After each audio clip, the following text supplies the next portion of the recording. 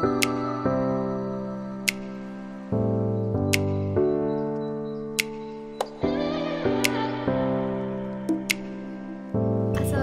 warahmatullahi wabarakatuh. Halo teman-teman semua, bagaimana kabarnya hari ini? Semoga sehat selalu ya. Nah, sebelumnya aku ingin memperkenalkan terlebih dahulu namaku adalah Desti Vita Rahma Putri. Aku adalah salah satu mahasiswi dari program studi ilmu gizi di Fakultas Ilmu Kesehatan Universitas Muhammadiyah Profesor Dr. Hamka. Nah, sebelumnya aku ingin menjelaskan terkait dengan menu yang akan diberikan untuk pasien dengan penyakit divertikular. Nah, selain itu, video ini juga diajukan untuk memenuhi tugas ujian akhir semester pada mata kuliah Gizi Klinik Komprehensif dengan dosen pengampu Ibu Filza Bazlina SGZ MKM. Nah, mau tahu kan apa aja yang aku bakal bahas di video ini? Yuk kita simak bareng-bareng.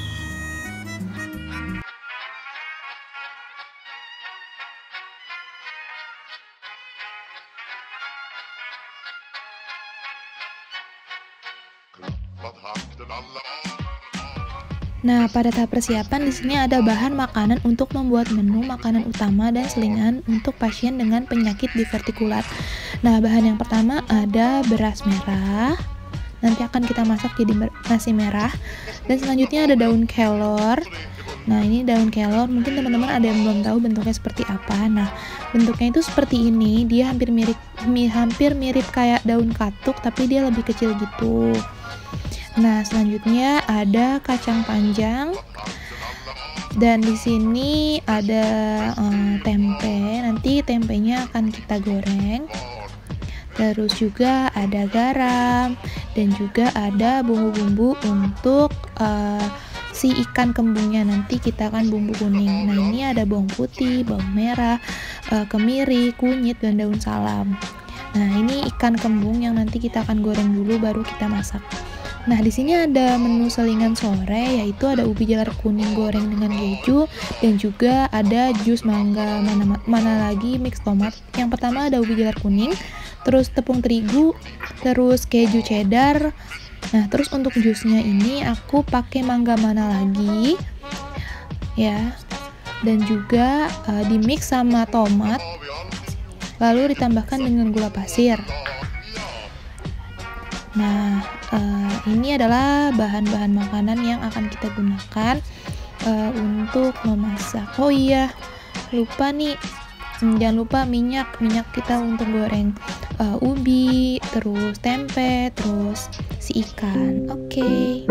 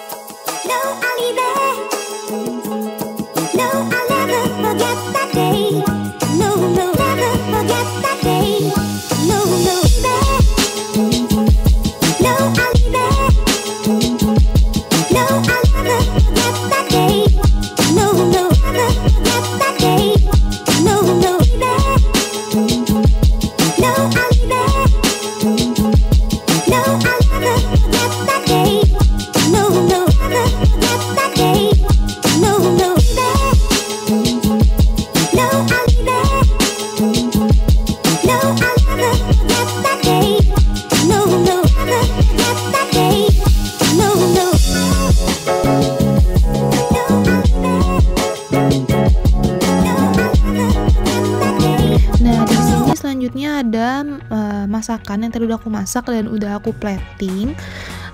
Dan dilakukan juga pemisahan antara makanan pokok dan lauk pauk. Di sini yang pertama ada nasi merah.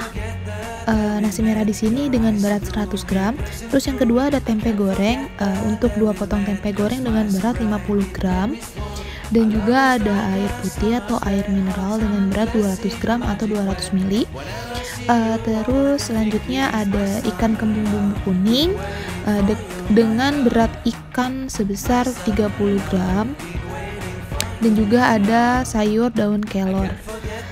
Nah, di sini ada menu untuk selingan sore. Ada ubi jalar kuning dengan keju.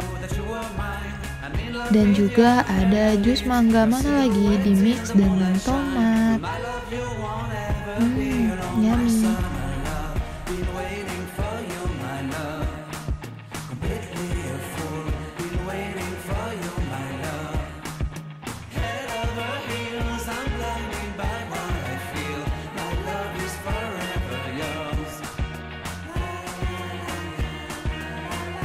Nah, setelah tadi kita menyaksikan mulai dari persiapan, pengolahan, sampai ke penyajian menu pada pasien ataupun untuk pasien dengan penyakit divertikular, sekarang aku mau menjelaskan tentang sedikit apa sih itu penyakit divertikular.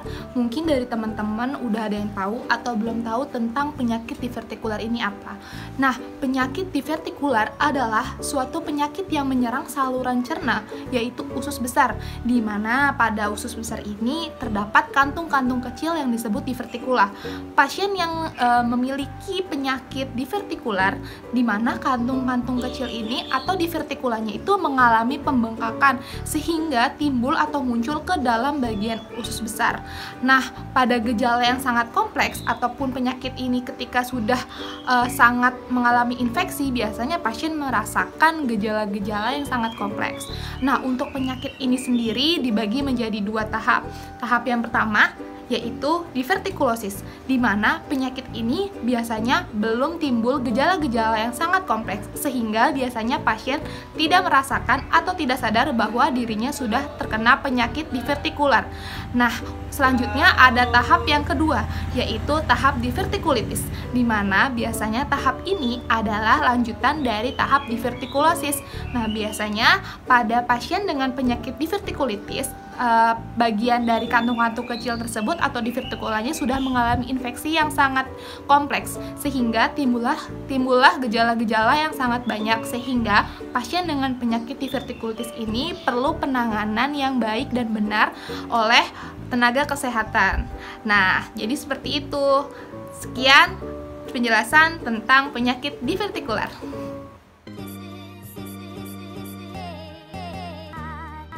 Nah, selanjutnya aku mau menjelaskan tentang prinsip diet apa sih yang digunakan bagi pasien dengan penyakit divertikular. Nah, prinsip diet yang digunakan yaitu diet tinggi serat.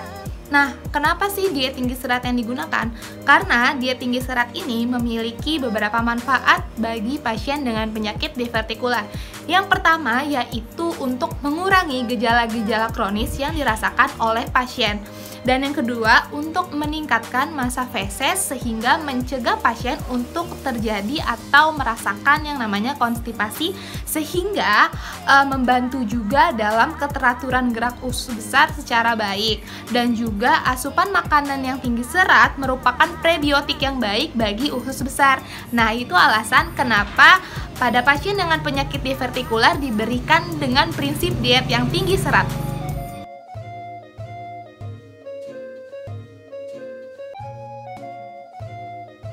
Oh iya, zat gizi apa aja sih yang dibutuhkan untuk pasien dengan penyakit divertikular?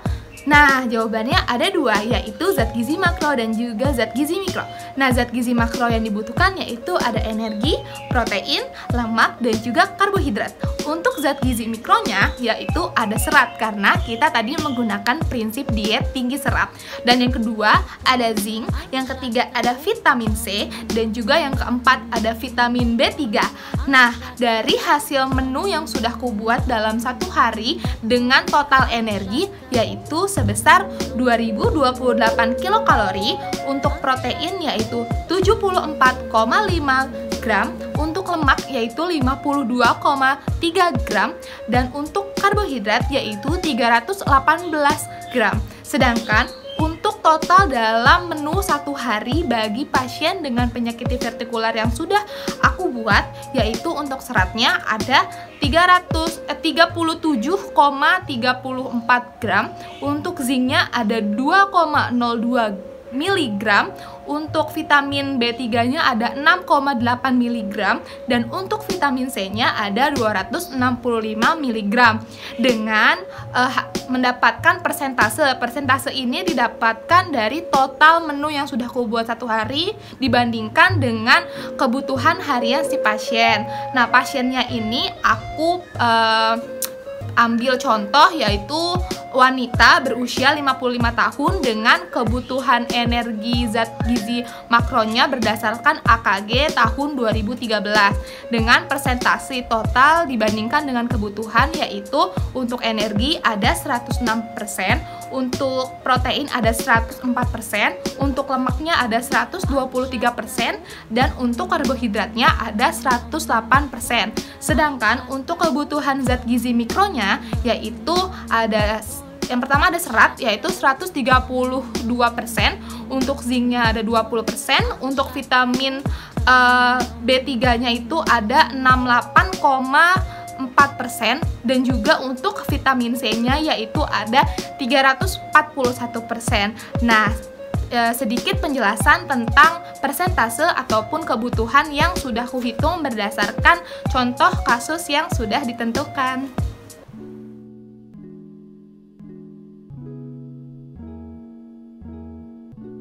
Dan yang selanjutnya aku mau menjelaskan kenapa sih di menu yang tadi sudah aku buat aku memilih bahan-bahan makanan tersebut. Pasti ada alasannya kan. Nah, untuk yang pertama, kenapa untuk bahan makanan pokok aku pilih beras merah? Karena beras merah kadar seratnya atau nilai seratnya itu lebih tinggi dibandingkan dengan beras putih. Dan juga kenapa untuk di selingan sore aku pilih ubi jalar kuning, karena ubi jalar kuning adalah ubi yang memiliki kandungan serat tertinggi dibandingkan dengan ubi jalar yang lainnya. Dan juga kenapa sih aku pilih daun kelor serta kacang panjang untuk sayur di menu utama. Alasannya juga sama, karena dibandingkan dengan yang ada di TKPI, untuk sebenarnya banyak sayuran yang mengandung tinggi serat, tapi lebih tinggi pada sayuran yang tadi aku pakai. Selain itu juga ada daun singkong, ada rebung, dan juga tadi daun kelor. Kacang panjang adalah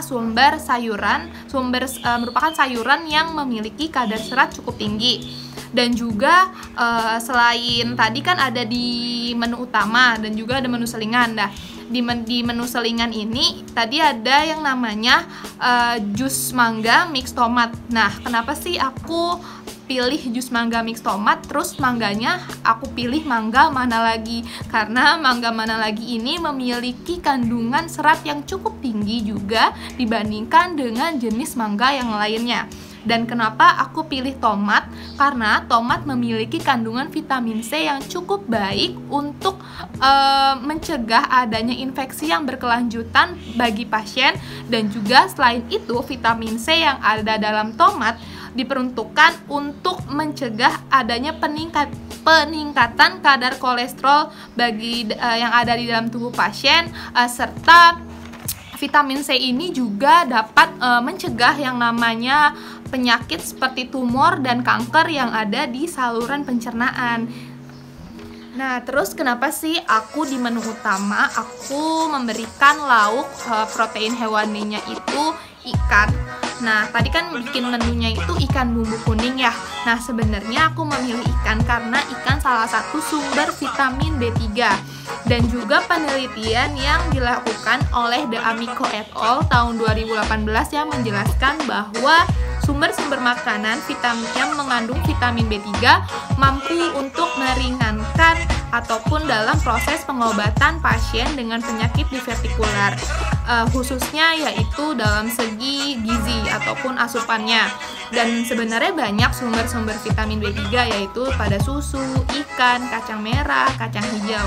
Dan itu juga yang menjadi alasanku kenapa aku pilih ikan di menu utama untuk pasien dengan penyakit divertikular. Itu aku aku juga mau menjelaskan kenapa sih sayur dan buah menjadi sumber makanan yang tinggi serat. Nah, alasannya karena pada sayur dan buah juga memiliki yang namanya kadar selulosa. Selulosa ini merupakan serat yang tidak larut air, di mana kadar selulosa pada sayuran yaitu berkisar sekitar 50% dan pada buah yaitu sekitar 30%. Nah, selain itu, serat tidak larut air atau selulosa ini sangat baik dimetabolisme oleh bakteri yang ada di usus besar dibandingkan dengan serat yang larut air seperti gandum, sereal, dan lainnya. Dan selain itu, kenapa sih pasien dengan penyakit divertikular ini perlu yang namanya asupan tinggi serat? Karena untuk meningkatkan massa feses tadi, untuk mencegah terjadinya konstipasi, dan juga asupan dengan tinggi serat digunakan untuk sebagai fermentor. Fermentor ini yang akan ataupun mampu untuk merangsang mikroba dalam pertumbuhannya sehingga akan menghasilkan yang namanya asam lemak rantai pendek. Nah, asam lemak rantai pendek ini digunakan sebagai bahan bakar bagi usus besar. Sehingga dengan pasien dengan asupan tinggi serat mampu meringankan beban kerja dari usus besarnya. Karena kan tadi pasien dengan penyakit divertikular mengalami peradangan pada usus besarnya kan, karena di kantung-kantung kecil atau divertikularnya mengalami pembengkakan. Nah, ini juga karena kenapa alasannya pasien dengan penyakit divertikular membutuhkan diet yang tinggi serat untuk meringankan beban kerja dari si usus besarnya. Nah, selain itu asupan dengan tinggi serat juga menurut penelitian dibuktikan bahwa mampu mengurangi resiko rawat inap bagi pasien. Jadi untuk mengurangi resiko rawat inap yang lama bagi pasien dengan penyakit divertikular, karena mampu dengan cepat mungkin proses penyembuhannya dibandingkan jika tidak diberikan diet dengan tinggi serat.